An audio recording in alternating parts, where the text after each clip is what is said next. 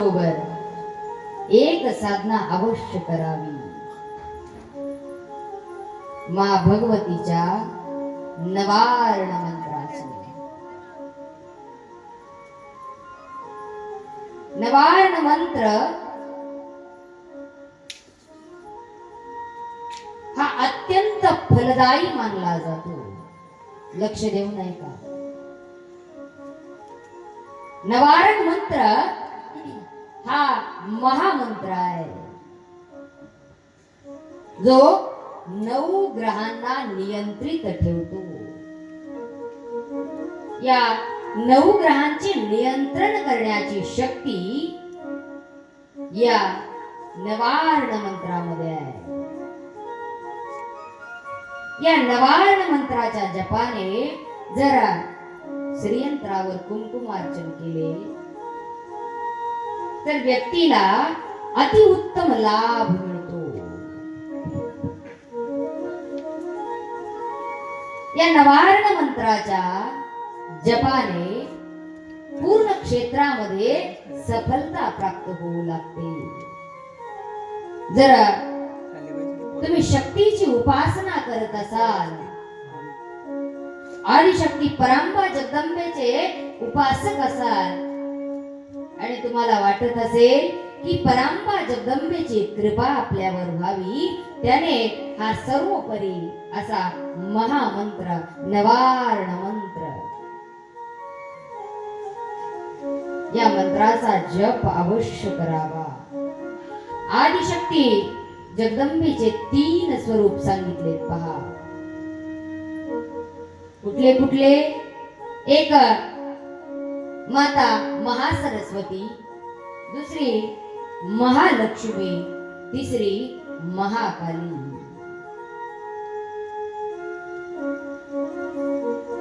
या तिन्हींची ही कृपा प्राप्त करण्यासाठी अत्यंत उत्तम साधना जी सांगितली ती या नवार्ण मंत्राची आहे. नवदुर्गांचा संयुक्त मंत्र आहे नवार्ण मंत्र. कोणता आहे तो? ऐम ह्रीम क्लीम चामुंडाये विचे. लक्ष देऊ नाही का? ऐम हे पहिलं बीजाक्षर आहे. हे ज्ञान प्रदान करणारे ज्ञानमयी विद्यादायिनी माता सरस्वतीचा बीज मंत्र आहे. या फक्त ऐमच्या उच्चारणाने जपाने बुद्धी निर्मळ होती. या मंत्राने वाक सिद्धी प्रदान होते. जर सतत या मंत्राचा जप केला तर व्यक्तीला वाक सिद्धी प्राप्त होते. जे विद्यार्थी आहेत शाळेमध्ये, त्या विद्यार्थ्यांनी जरूर या मंत्राचा जप करावा. आई वडिलांनी पहा, सरस्वतीचं यंत्र आहे. माता सरस्वतीची कृपा हवी तरच विद्या येईल. यंत्र आहे माता सरस्वतीचं. त्या यंत्रावर माता सरस्वतीचा जो बीज मंत्र आहे ऐम, या बीज मंत्राचा 108 वेळा जर संभव नसेल तर 11 वेळा तरी जप करावा.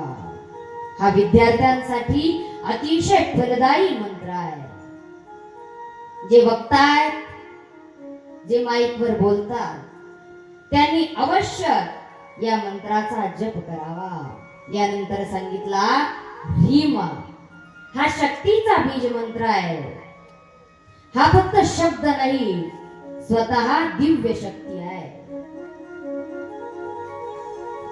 पहा, ज्यांना या संसारामध्ये अनेक कष्ट आहेत, कितीही प्रयत्न केले तरी कष्टांमधून मुक्ती होत नसेल तर ह्रींकार या बीज मंत्राचा जप करावा.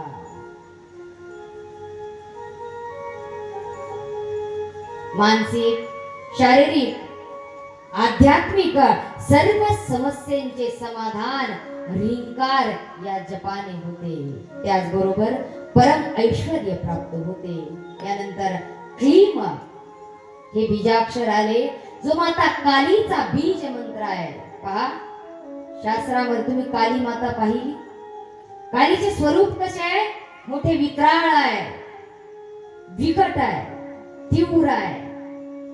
ज्याच्या जीवनामध्ये शत्रू जास्त आहे त्याने या बीज मंत्राचा जप करावा. हा बीज मंत्र माता महाकालीचा शत्रूंचा संहार करण्याचे प्रतीक आहे. यानंतर काय आलं? क, ल आणि ई या अक्षरांनी मिळून बनलेला क्लीम. क म्हणजे कामाचे बीज आहे, ज्याने भौतिक सफलता व्यक्तीला प्राप्त होते. ल म्हणजे लक्ष्मी बीजाचा स्तोत्र, लक्ष्मी प्राप्तीसाठी. ई म्हणजे इचे उच्चारण हे आपल्याकडे जी अघटित शक्ती आली आहे, तुम्हाला कधी जाणीव होत असेल, कुठल्या जागेवरून जाताना दबाव जाणवत असेल, जी निगेटिव्ह एनर्जी आहे तिचे उच्चाटन करण्याची अद्भुत शक्ती या क्लीम या बीज अक्षरामध्ये आहे. आणि सर्व संपन्नतेचे प्रतीक हे क्लीम आहे. यानंतर कुठले अक्षर आले? चा. ऐम ह्रीम क्लीम चामुंडाय मधला चा. या चाच्या उच्चारणाने, हा चाचं उच्चारण स्वर्ण समान आहे. पतीच्या आयुसाठी हा अद्वितीय बीज मंत्र आहे. त्यानंतर मू, हा आत्मजागरण करण्यासाठी आहे, आत्मबल वाढवण्यासाठी आहे. यानंतर डाला, कष्टांना समाप्त करणारा हा बीज मंत्र आहे. या बीज मंत्रामध्ये संतती प्रदान करण्याची आणि निहित सुख प्राप्त करून देण्याची अद्भुत शक्ती आहे. यानंतर ऐन, हा बीज मंत्र काळ्या रंगाचे विनाश करणारे, व्यक्तीचे भाग्योदय होण्यासाठी लाभदायक आहे आणि सर्वात महत्वपूर्ण आहे. यानंतर वी, हा पिवळ्या रंगाचे सिद्धिप्रद, ज्याला गुरुची प्राप्ती व्हावी असे वाटते. पहा, कोणाला वाटते गुरुची प्राप्ती? लक्ष देऊ नाही का? जीवनामध्ये व्यक्तीने निगुरे कधी राहू नये. काय? निगुरे म्हणजे बिना गुरुचे कधीच राहू नये. एकदा देवर्षी नारद माता लक्ष्मीच्या दर्शनाकरता वैकुंठामध्ये गेले. लक्ष देऊ नाही का? मातेचे दर्शन घेतले. देवर्षी नारद पुन्हा परत फिरले. माता लक्ष्मीने आपल्या दासांना आदेश दिला की ज्या ठिकाणी नारद उभा राहिलाय त्या ठिकाणी खड्डा खोदा. नारदजी पुन्हा दुसऱ्या दिवशी आले. पुन्हा माता लक्ष्मीने सांगितले, नारद ज्या ठिकाणी उभा आहे त्या ठिकाणी खड्डा खोदा. आता रोज हाच नियमित क्रम चालू झाला. नियमित हाच क्रम चालू झाला. नंतर या नारदाच्या लक्षात आले, मी ज्या ठिकाणी उभा राहिलो, काल ज्या ठिकाणी उभा होतो, आज येऊन पाहिलं तर त्या ठिकाणी खड्डा आहे. माता लक्ष्मीला वैकुंठामध्ये माझे येणे पटत नाही का? म्हणून शंका आली आणि शंकेचे निरसन करण्याकरता माता लक्ष्मीला प्रश्न विचारला, तेव्हा माता लक्ष्मीने देवर्षी नारदांना सांगितलंय, काय, हे नारदा, तू निगुरा आहेस, आणि जो निगुरा आहे त्या निगुरेच्या घरचे पाणी सोड, त्याची छाया पापात ढकलणारी आहे. ज्या ठिकाणी निगुरा उभा राहिला ती भूमी सुद्धा अपवित्र होते. तू निगुरा आहेस. सुनले चतुर सुजान, निगुरे नहीं रहना, चोऱ्यासी में आना जाना, पडे नरुत की खान. निगुरे, तुम्ही जीवनात कितीही परमार्थ करा, कितीही देवदेव करा, कितीही उपवास धरा, निरंकार धरा, फळ खाऊन धरा, दूध पिऊन धरा, बिना पाण्याचा धरा, काही काही लोक धरतात महाराज, परंतु जीवनामध्ये गुरु नसेल तर त्याचा काही लाभ होणार, त्याचे पुण्य प्राप्त होणार. लक्ष देऊ नाही का? गुरुरुष्टो, जरा पहा, सर्व देवता व्यक्तीवर जीवावर रिष्ट झाले तर श्री गुरु त्या जीवाचे रक्षण करण्याकरता सामर्थ्यवान आहेत. परंतु जर श्री गुरु क्रोधित झाले तर त्या जीवाचे रक्षण सर्व देवता मिळूनही करू शकत. सांगण्याचे तात्पर्य एवढेच आहे की जीवनामध्ये परमार्थ तोच कामाचा, ज्ञान तेच कामाचे.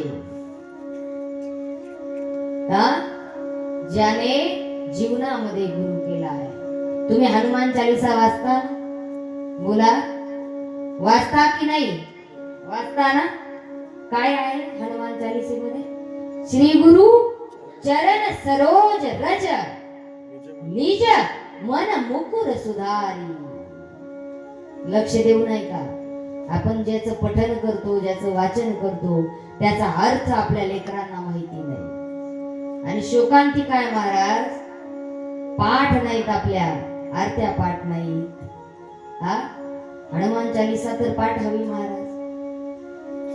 रामाची वर्षगाठ आपण साजरी केली, रामरक्षा तर पाठच हवी ना?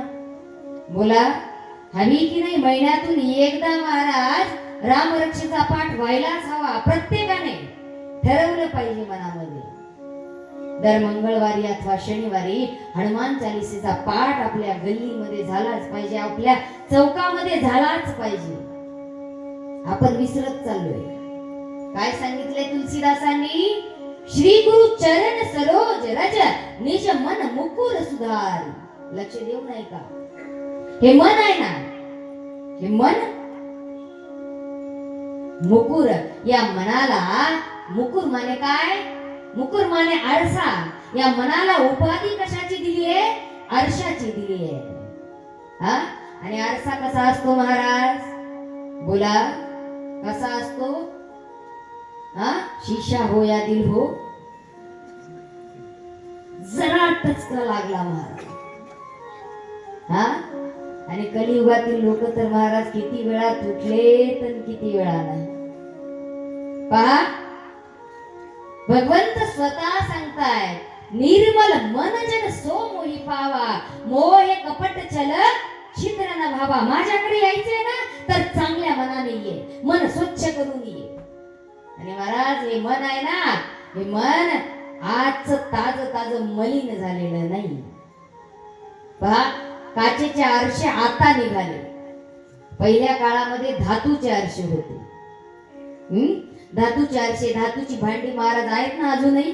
ती धातूची भांडी साफ करण्याकरता काय वापरता? बोला, तांब्या पितळ धातूची भांडी साफ करण्यासाठी काय वापरता? पितांबरी.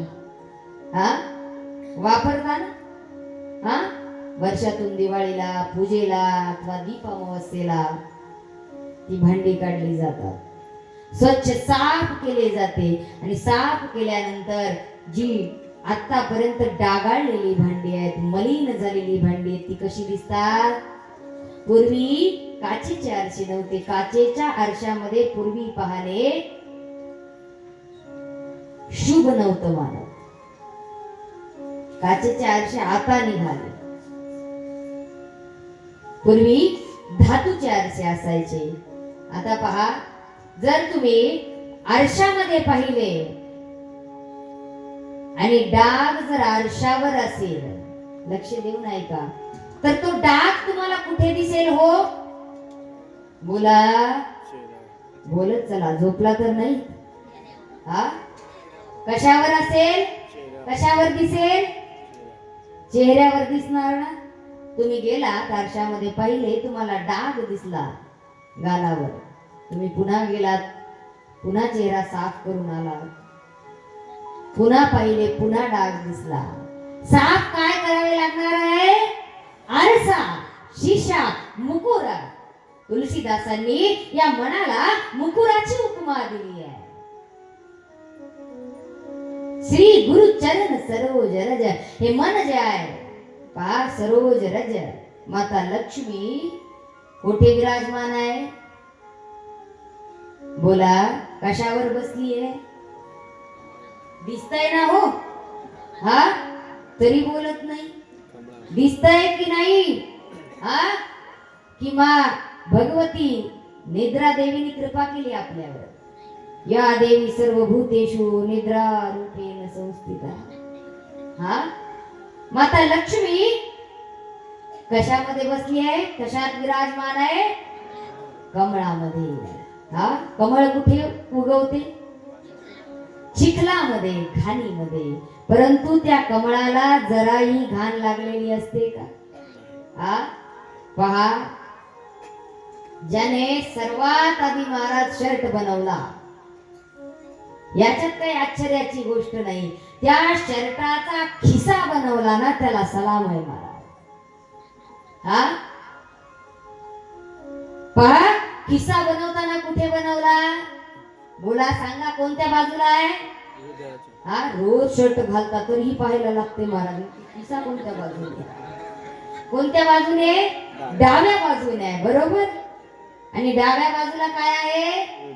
काय आहे ना? हा, डाव्या बाजूला काय आहे? हृदय आहे.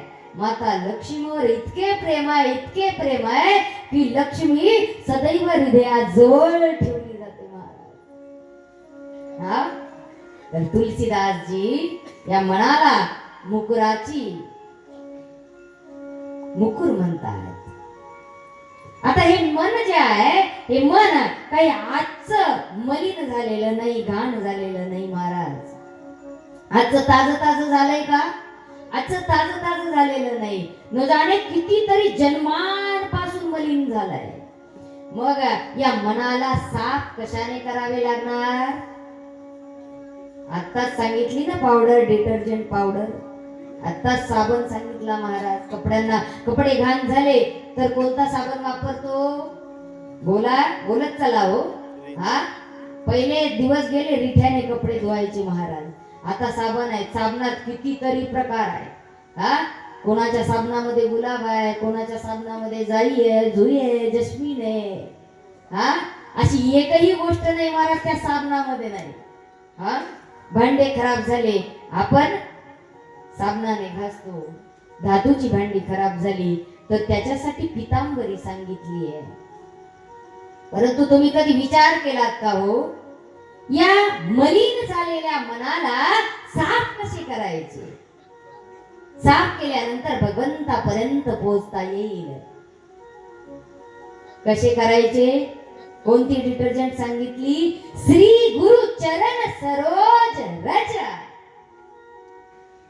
श्री गुरूंच्या चरणाला कमळ म्हटलंय. कमळासारखी ज्यांची चरण आहेत असे श्री गुरु, त्या श्री गुरूंच्या चरणाची ही रज आहे.